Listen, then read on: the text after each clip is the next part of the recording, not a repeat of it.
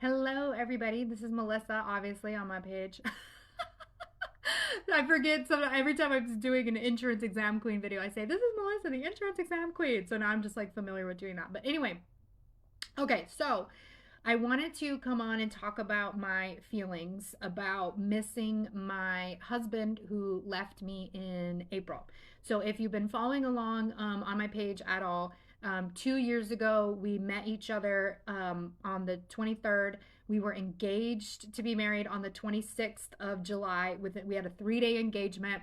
We then traveled all around the country for a 3-month trip, visiting our friends and our family before we got married on the beach in San Diego. It was absolutely magical and amazing. Then we lived together for 2 years. While living together, a bunch of trauma from both sides came out. I had a very traumatic childhood. He had a traumatic childhood. It clashed extensively together once we got married. Then I started going to therapy and worked on doing a lot of healing, worked on self growth, worked on understanding these past traumas and how to eliminate the pain that they held over my body, and how to be able to move forward in my life and not allow these traumatic things in my past to run and dictate my life and my marriage, which is why I started going to therapy. And in therapy, I've done so much work in healing. And I actually have very different, I have a lot of modes of therapy. I have a regular therapist, a traditional, therapist that you use through your insurance. I have a rapid transformation therapist, Alina. I would consider her more like an energy healer. And I also have a life and business coach, and she also works with me in various forms with my mental health and self-love and all the things and growing my business. And that's another thing too, is that I started my business in January, left my corporate company, started my own business, and then my husband left me in April. And I had to keep managing it all. I had to keep everything going. It's been very grateful. I'm very grateful to have my little pup here, Zuzu, little Zuzu boo boo. And he's been so amazing. I'm a single mommy now of the puppy. I tell him that your daddy left you, but I still love you. Anyway, I use a lot of humor to go through some things. So hello, everybody. Hello, Susan. Hello, Jasmine. Hello, everybody. So I wanted to kind of talk about, how I, go through these feelings and how to navigate them. So last night, and it's been like kind of all day throughout today, last night, that I was starting to get these like little feelings like, God, like I miss David. Like, this is so stupid. It's so silly that, he feels this way and that we can't just be friends. Cause like he is like nixed all levels of communication. He doesn't want to talk at all. No interactions whatsoever. Hello, Dustin. Hello. No interactions, no talking, nothing. And this is like my best friend. Like, we've been living together the last 2 years. We went through all this stuff together, and now it's just like completely shut down. So anyway, I started really like longing for him last night. I'm like, I just want my friend. I just wanted to talk to him. I miss him. And what I began doing, because I've been going through all these therapies, is understanding that my feelings and that what I am desiring from another person is actually what I'm desiring within myself. So this is why we're very prone to wanting and having romantic relationships, is because we use them so that the other person can reflect back to us the love that it is that we want to receive, the validation that we want to receive, the acceptance that we want to receive, the unconditional love that we want to have. We believe and expect that we can only receive that within a romantic relationship, which is why we are all trying to get into one and have one. And it encompasses so much of our life to be in this romantic relationship. And another reason too is because we don't have platonic cuddles. Like, we reserve touching and affection for romantic relationships. We don't really have it within platonic relationships. It's kind of weird, to cuddle with your friend while watching a movie, because then that somehow implies sexual things. And so we ourselves as people have a lot of programming and conditioning that tells us that that love, affection, touching, and kissing should only be within a romantic relationship. And so we put that on a pedestal, and we assume that the only way to receive those forms of love and to receive that affection is from a romantic relationship. And then again, all the things that you desire to receive from your partner, that validation, that love, that unconditional acceptance, are all things that we're seeking, but the thing is that you have them within you. We struggle with knowing that if I'm seeking love and validation from David, it's I can love and validate myself. That we don't need the other person. That everything that we are seeking from this other person is because we have it within ourselves, and God, source, whatever you want to say it. The reason I feel this missing within me is because it's trying to say, hey, Melissa, you yourself need to love yourself in the way that you're wanting David to love you. And I started asking myself, what am I missing? So I'm missing David. What is it really that I'm missing? And why is it so strong today when it wasn't strong the last like 3 months, for instance? So then, because in the past I used to go, well, I miss him, and then I would follow that train of thought. Like, I miss him, this sucks, we need to get back together, what do I need to do? Maybe I need to, be the one to change. Maybe I should do these things. I really want to, I want him to come talk to me. These are the trains of thought I used to go down. And I used to be willing to put aside what I wanted and how I felt in my life simply so that I could get my partner back. And that is not how I want to live. That is not how I want to be. So I didn't allow those train of thoughts to go. And instead, I took the opportunity to reflect and try to understand where these feelings of longing and missing him are coming from, and where, like, what they really mean, as opposed to what I think they mean, which is I miss him and I want him to talk to me. It's not so much that. It's what I really, like, as I began, I started asking myself questions and started thinking, why now am I feeling these intense feelings? Well, for the past 3 months, I've been with my family with 3 little kids, and they freaking love me, and I'm Auntie Lissa, and they're all over me. I have been receiving love, unconditional love, constant. And all of these little children, love and affection, love and affection, love and affection. I've been surrounded by love and affection and appreciation and all of these things for the past 3 months. Well, they just recently left. They went back home, and now it's just me and my mom and my dad. But, like, they're doing their own things and I'm doing my own thing, and I don't have these little beings coming around to say, we love you, we love you, we love you, we love you. So that is where the missing is coming from, is that I'm not receiving these little bits of love anymore. And then since they're gone, my brain next goes to David. Well, oh, David's not here. He must be the reason why, you're wanting all that, you're struggling, and that you need to get back with David to fill these feelings. So then I started thinking about, okay, so if one of the reasons that this longing and that this missing came in is because a void happened. I had all these little children running around, loving on me all day long, sitting on my lap, giving me the love, giving me the affection, giving me the unconditional things, and then now they're gone.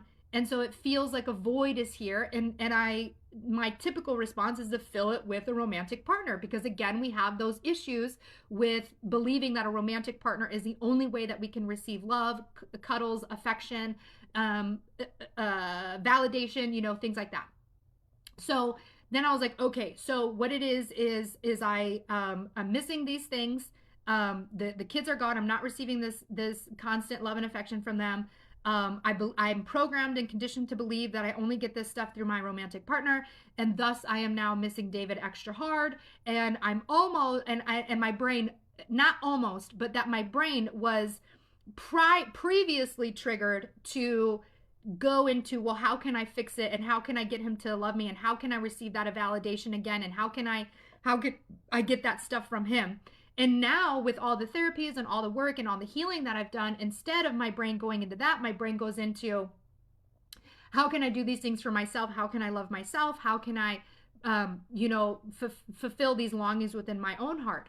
So then last night, as I was doing, and I thought about, well, what things do I miss? Well, I miss him coming up behind me while I'm in the kitchen doing dishes and giving me, like, oh, I'm gonna cry, and giving me like a hug, and then like making a joke and things like that. So then I was like, well, I can do that for myself. So I was washing dishes, and I started just think about little things.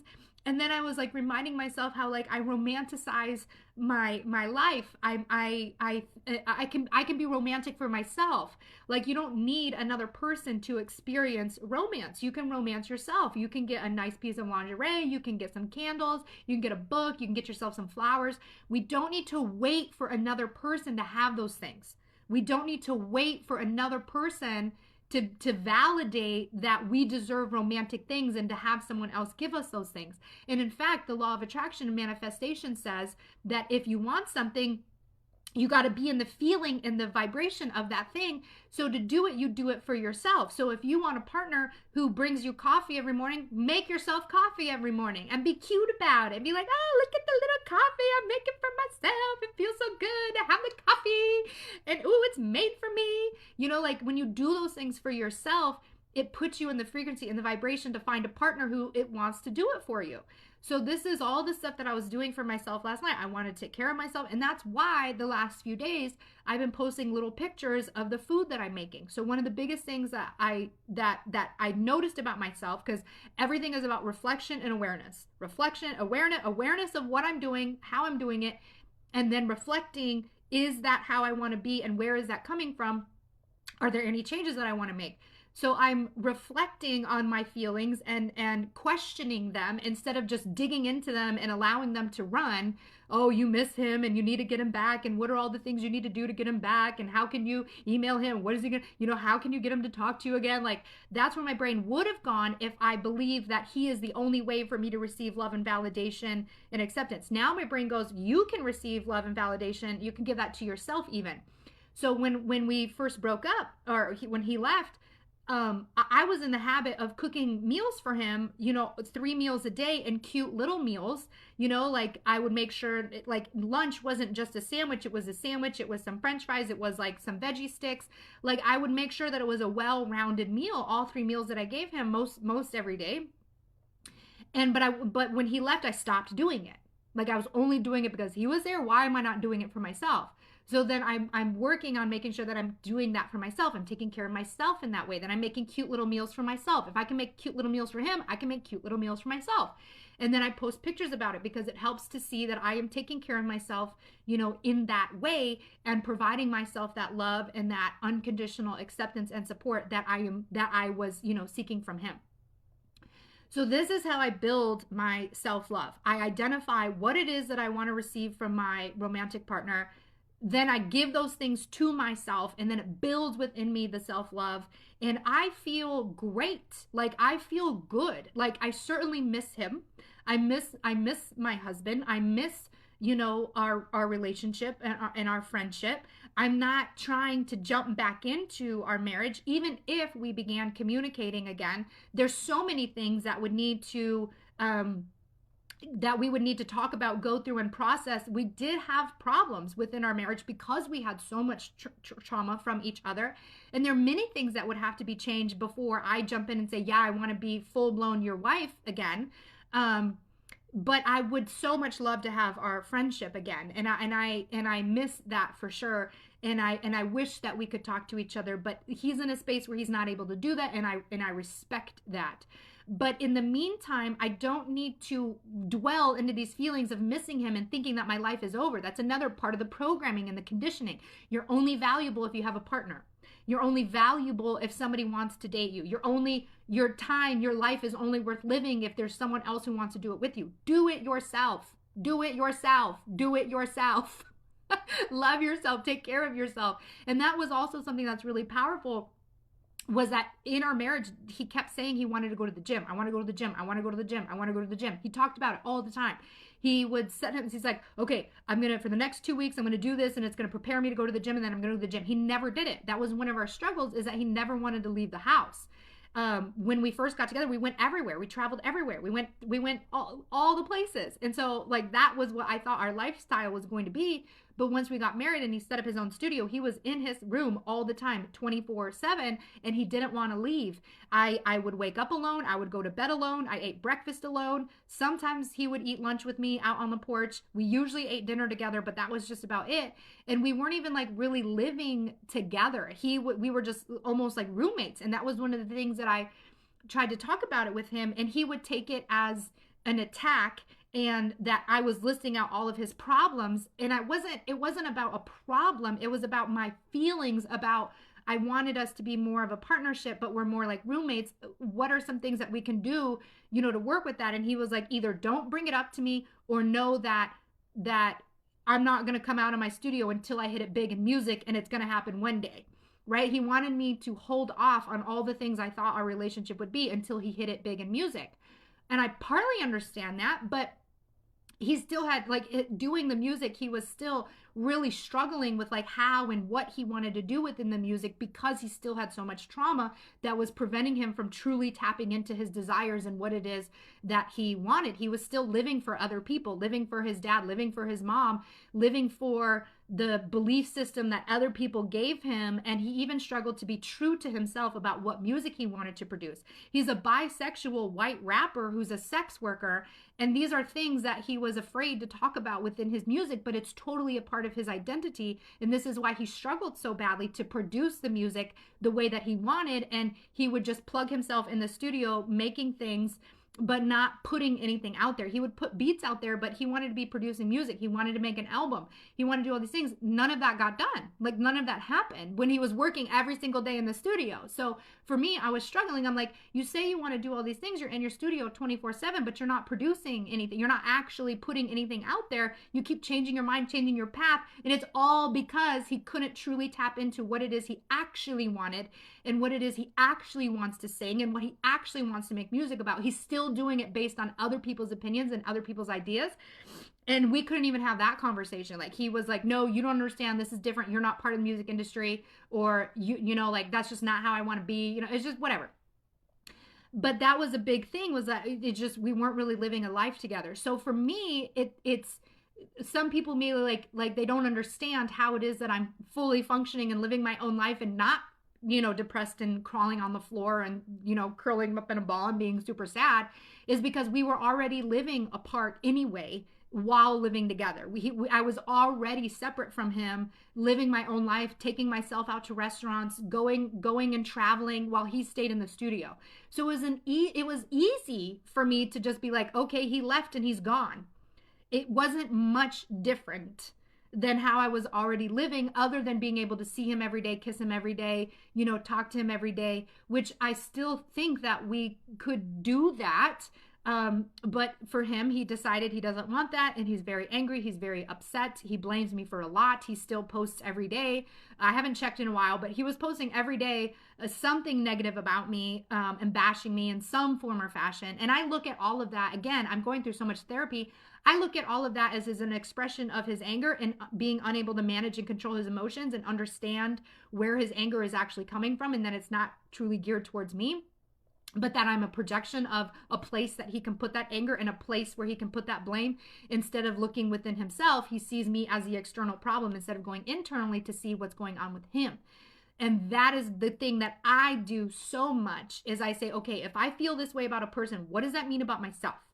And so we're mirrors to people. So this is very true, especially with a romantic partner. So when you look at your left hand and your right hand, these are mirrored image, right? They look, you know, they're a mirror image, but they're not actually the same, because you have a thumb on this side and a thumb on this side. When you're in a relationship, you and your partner mirror back to each other the things that you have going on with inside yourself, your trauma, your issues, and all your good stuff too. Like you can see the goodness in another person because you have it within yourself, and you're mirroring those things back. Now, the thing about the mirror though is that they're not exactly the same. They look different. So what I mean by that is, if I'm going to David and I say like, David is not, you know, let me think. I'm trying to think of a good example. Okay, so I'm missing him, right? So I'm missing him, and when I think about like what I'm reflecting, what looks like it looks like I miss him, and I'm seeking him to fulfill a need from me, and that's when you say, okay, I believe that from David I can get these things. And I'm hoping to see those things in the mirror for myself, but you realize that like it's within you. I'm not explaining it as well as I could be. I'm trying to think of like how to say this, but like whatever it is, like, okay, if you're mad at, okay, this is a better way of me explaining this. My stepdad and I have had our relationship when my parents first got married, when my mom first got married with my stepdad, I was young. We had such an amazing time. We went roller skating. We loved all the same things. We had such a cool time. Loved him.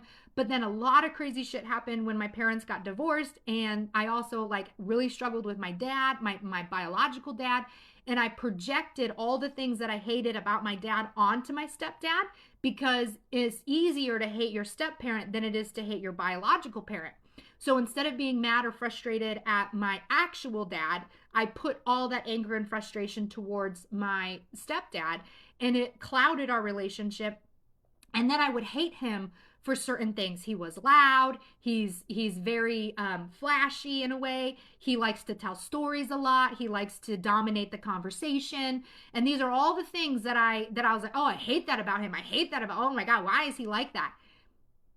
The reason these were all the things, everything that I said I hated about him were things about myself. I am loud. I am flashy. I want to dominate conversations. I want to be the storyteller. These are all the things that I was mirroring back. So like he mirrored to me all these things: being loud, dominating the conversation, telling stories, being, a big personality. And I hated all those things about him when these are all the things that I wanted for myself. And I am these things, which is another reason why we had a tumultuous relationship, was I put all my hate towards my biological dad on my stepdad, and that I'm so like my stepdad. We could be twins in a lot of ways. The way we talk, the way we function, the way we think about things, the way that we want to tell stories, like we're twins. So we're mirrored versions of each other. And I was using things that I didn't like about the things that I wanted for myself, but I was too afraid to admit. I was afraid to admit that I like being loud and telling stories and taking over the stage, because all of those things, society and conditioning programmed me to believe that that's vain, that that's the center of attention, that it's just bad and wrong to be those things. And so that's why I hated it within my stepdad, was because he was all the things I wanted to be for myself, but I believed I couldn't have those things for myself. So then I hated my stepdad for having the things that I wanted to have that I thought I couldn't have, because I convinced and believed myself I couldn't have them based on programming conditioning from society. So when I allowed myself to release the programming conditioning that it's bad to be flashy, that it's bad to be boisterous, that it's bad to be the center of attention, I let all of those beliefs go. And I now harness the belief that however it is I want to express myself is exactly perfect, is exactly right, whether it's flashy earrings, whether it's big blingy gold necklaces, whether it's laughing out loud, whether it's telling big stories, whether it's dominating the conversation. Of course there's ways to, you shouldn't always dominate, but being okay and comfortable in that place. I allow myself to express myself fully in all of those ways now. So what I'm saying with David is this mirror situation is, whenever in the same way that I would look at my stepdad and hate certain things about him because that's how I wanted to be for myself, but I prevented myself from doing that, I do that with David. So I say, I cooked all these meals for David in this loving and cute way, and he didn't appreciate it. Okay, so the mirrored version of that is, can you cook cute little meals for yourself and appreciate it? Yeah, I could do that. You love these like little giggle fits that you have with David. Can you have those for yourself? Yes, I can. And I did it last night. I giggled with myself. I thought about little funny things. I thought about like making a TikTok about, doing things for yourself. And I'm like, I'm going to have like this inflatable blow up partner. And like talking about like manifesting your partner by putting yourself into the frequency and the vibration of it, and using an inflatable thing to help you feel it. And I was giggling and I was laughing, and I completely shifted my mood from a space of I'm missing and I'm longing him to I'm laughing and I'm giggling and I'm having a good time, because I just gave myself what I was wanting from him. I gave myself what I was wanting from him. And I'm able to do that because that's what it's all about. It's all about, loving yourself and taking care of yourself.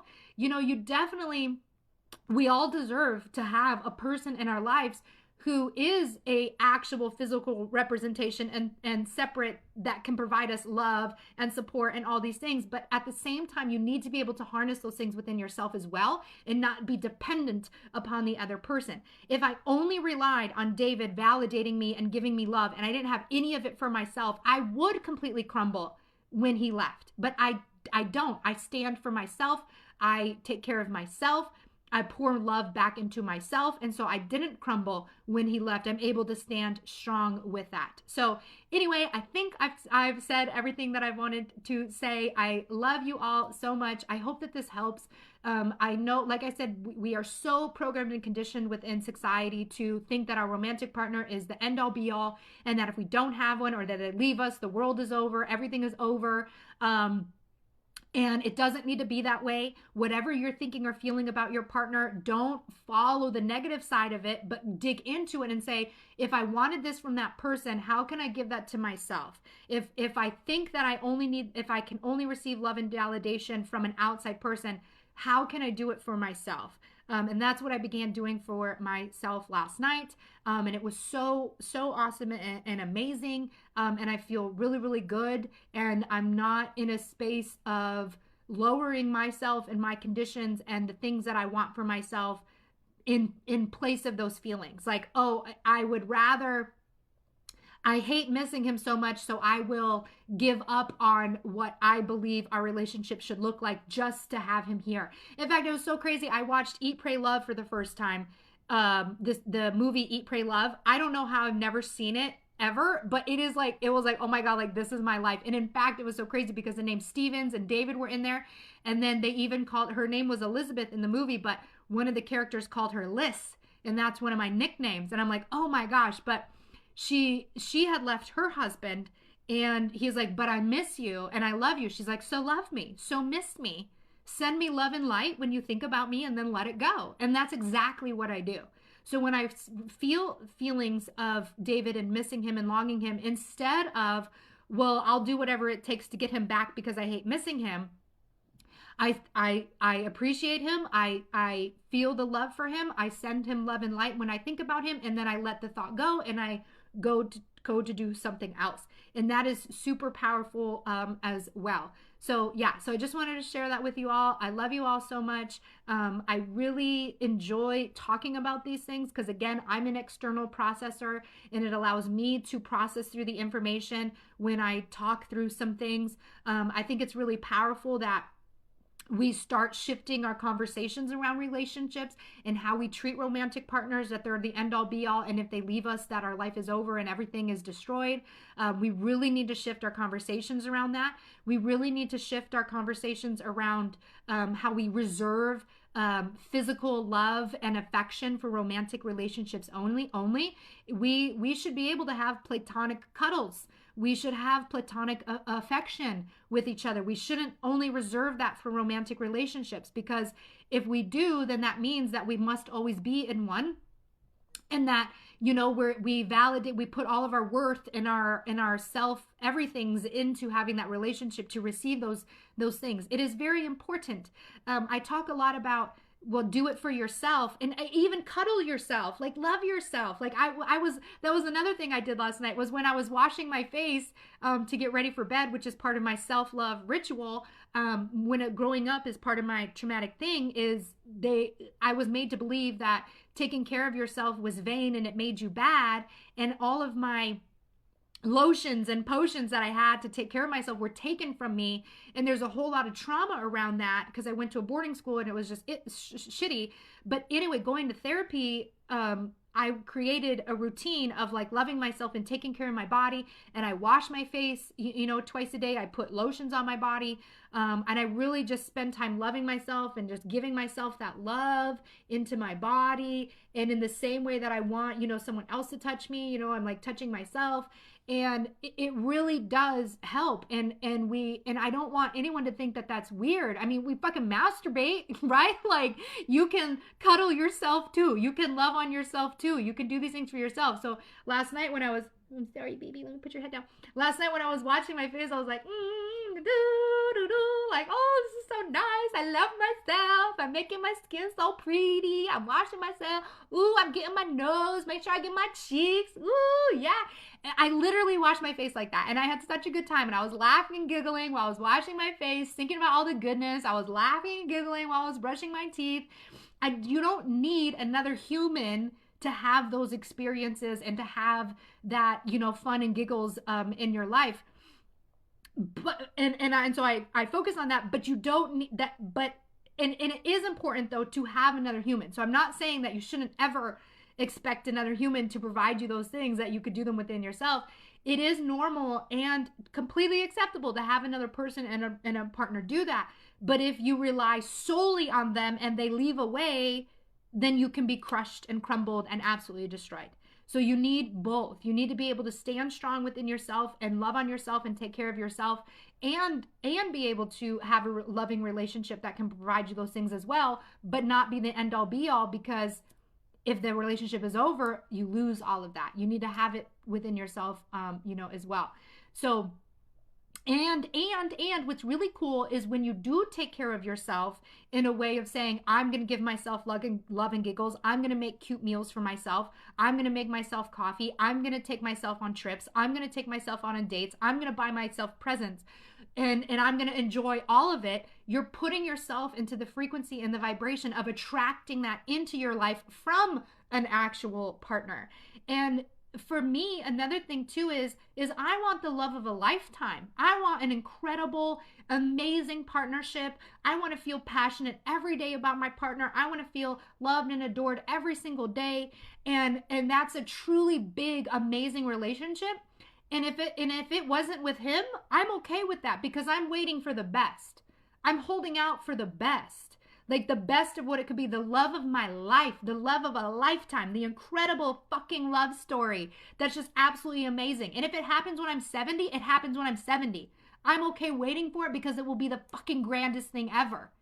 I don't need to rush into a relationship or settle into a relationship to have the things that I think that I want within my life. I can give those things to myself now, and I can hold out and wait to have this amazing, incredible relationship, because once I have it, it won't matter what happened before.